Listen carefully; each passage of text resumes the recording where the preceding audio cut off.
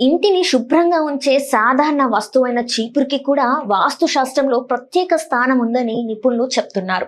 ఇంట్లో వస్తువుల అమరిక మనసు స్థితి, ఆర్థిక స్థితి, సానుకూల శక్తుల ప్రవాహంపై ప్రభావం చూపుతుందని వాస్తు భావన.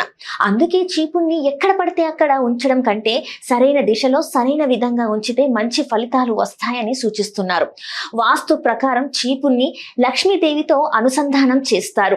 ఇంటి శుభ్రత, ధన సంపద, శాంతి ఇవన్నీ పరస్పరం సంబంధం ఉన్నదిగా పరిగణిస్తారు. చీపుర్ను నిర్లక్ష్యంగా వేయడం, కనిపించేలా ఉంచడం, నిలువుగా గోడకు ఆనించడం వంటివి ప్రతికూల శక్తిని ఆకర్షిస్తాయని నమ్మకం.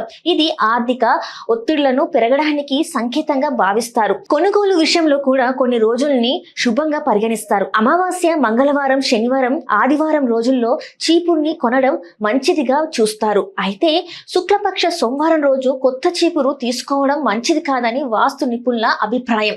ఆ రోజు కొనుగోలు ఆర్థిక స్థిరత్వానికి అంతరాయం కలిగించవచ్చని చెప్తున్నారు.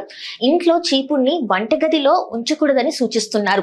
దక్షిణ, పడమర మధ్య ప్రాంతం లేదా కంటికి కనిపించని మూలలో పడుకోబెట్టడం మంచిదని చెప్తుంటారు.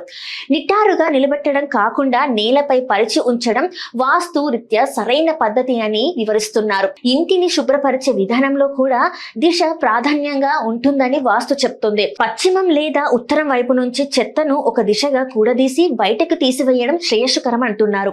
సాయంత్రం తర్వాత ఇంటిని ఊడవద్దని, అలా చేస్తే లక్ష్మి నిలవదని విశ్వాసం ఉంది. చీపురు ఎప్పుడు శుభ్రంగా, ఎండగా ఉండేలా చూసుకోవాలని సూచిస్తున్నారు. ఇవి విశ్వాసాలపై ఆధారపడిన నియమాలే అయినప్పటికీ ఇంటి శుభ్రత, క్రమబద్ధత, అమరికపై దృష్టి పెట్టేలా చేసే జీవన విధానాన్ని సూచనలుగా చాలా మంది భావిస్తున్నారు.